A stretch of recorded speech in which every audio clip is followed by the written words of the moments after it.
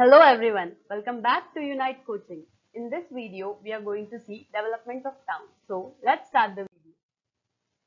तो development of town चालू करने के पहले हम बैकग्राउंड देखेंगे। मतलब जब भी लोग रेसाइड करते हैं या फिर they see for residence they live in clusters, that is they prefer to live in groups. फिर वो विलेज हो या फिर टाउन हो या फिर सिटी हो, all these are examples of human settlements. Now this word human settlements is specifically used because ये जो वर्ड है human settlements, it is used in NCERT books and in many acts.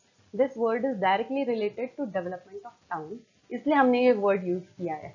Now the study of human settlements, मतलब जब हम study करते हैं human settlements का, तो उनका कुछ इफेक्ट होता है ऑन जोग्राफी और या फिर एनवायरमेंट में उनका कुछ इफेक्ट होता है। तो इट इज़ वेरी इंपॉर्टेंट कि ह्यूमन सेटलमेंट्स क्या है, डेवलपमेंट ऑफ टाउन कैसे होता है, वो सब स्टडी करना। So the point is the study of human settlement is basic to human geography because the form of settlement in any particular region reflects human relationship with the environment. A human settlement is defined as a place inhabited more or less permanently. मतलब human settlement मतलब क्या है? एक आधी जो place है, not necessary कि permanently वहाँ पे लोग रहे, but temporary और permanently वहाँ पे लोग आते जाते रहते हैं।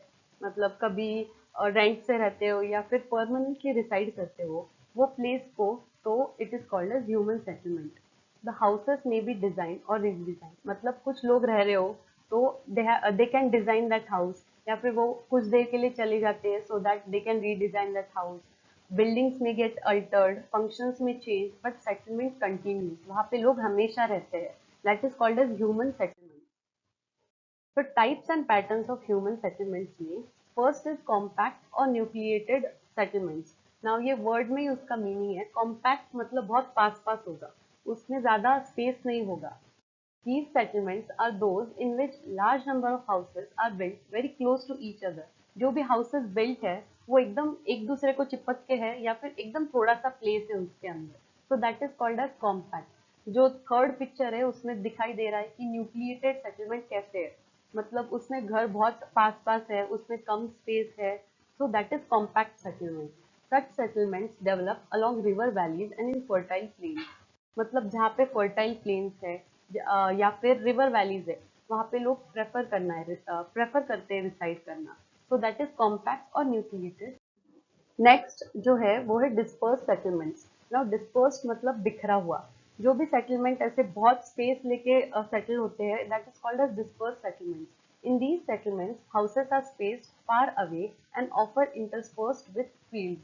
मतलब फील्ड्स में जो लोग रहते हैं वो मतलब प्रेफर नहीं करते लोग ज्यादा फील्ड्स में रहना, तो that is disperse settlement. A cultural feature such as place of worship और a market binds the settlement together. अगर अवॉइड करना है डिस्पर्स सेटलमेंट्स, तो जब लोग सेटल होते हैं that is place of worship के डिसाइड में या फिर कोई मार्केट के आजू बाजू में, तो वहाँ पे डिस्पर्स सेटलमेंट अवॉइड कर सकते हैं।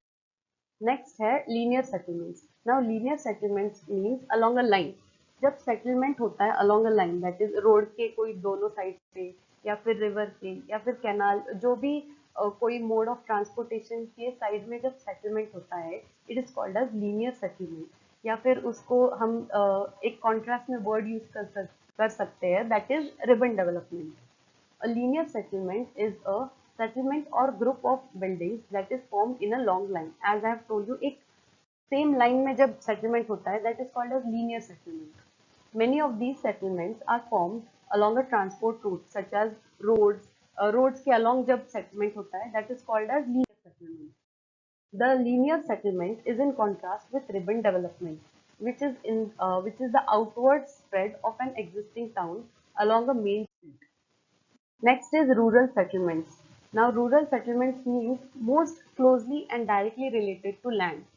जब लैंड से कोई रिलेटेड सेटलमेंट हो, मतलब कुछ लोग रहते हैं जिनका source of income is fishery या फिर एनिमल हस्बेंड्री, या फिर मतलब जो लोग खेती करते हैं उन लोगों का प्रेफरेंस रहता है कि वो वहाँ पे ही सेटल हो जाए, जहाँ पे उनका लैंड है या फिर जहाँ पे रिवर है पास में, वो वहाँ पे ही सेटल हो जाते हैं।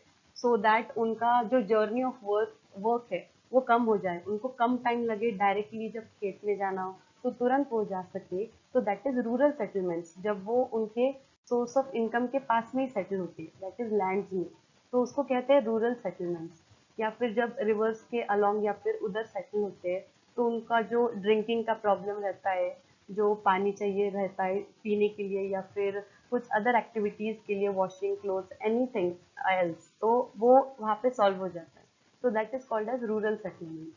They are dominated by primary activities such as agriculture, animal husbandry, or fishing. The settlement size is relatively small. Now, there are not much people जिनकी source of income is farming या फिर animal husbandry या फिर fishing. तो जिनकी source of income वो है, वहाँ पे ही वो लोग settle होते हैं. Not everyone prefers field or land where river is there to settle. So that is called as rural settlements. Factors affecting, अभी कौन से फैक्टर्स है जो अफेक्ट करते हैं, तो पहला तो होगा वाटर सप्लाई। जहाँ पे वाटर सप्लाई ज़्यादा होगा, जहाँ पे पास होगा water supply, people prefer to leave there. Next है लैंड।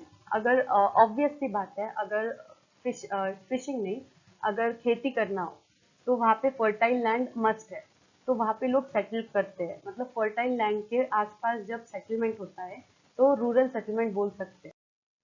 नेक्स्ट इज अपलैंड, मतलब जो लैंड अवेलेबल है वो प्रोन टू एनी डैमेज नहीं है या फिर प्रोन टू एक फ्लडिंग नहीं है, तो that is also a factor which affects rural settlement. Next है building material. Now availability of material is very important, क्योंकि अगर मटेरियल अवेलेबल नहीं हो तो उसका ट्रांसपोर्टेशन कॉस्ट बढ़ जाता है, फिर इट बिकम्स अनइकोनॉमिकल। सो अगर अवेलेबिलिटी ऑफ मटेरियल हो तो it is economical to build the house, so this is also a factor for rural settlements. Next is planned settlement. Now अभी हमने बात की about fertile lands, और जो भी लैंड मतलब जो लैंड एकदम इकोनॉमिकल है या फिर जो लैंड पे लोग प्रेफर करते हैं लीव करना या रिसाइड करना, but what about the land which is infertile, तो वो लैंड पे गवर्नमेंट हाउसेस बनाती है, शेल्टर प्रोवाइड करती है, रोड्स बनाती है, so that is planned settlements, that is come under planned settlement. Sites that are not spontaneously chosen by villagers themselves, planned settlements are constructed by government by providing shelter, water and other infrastructures on acquired land.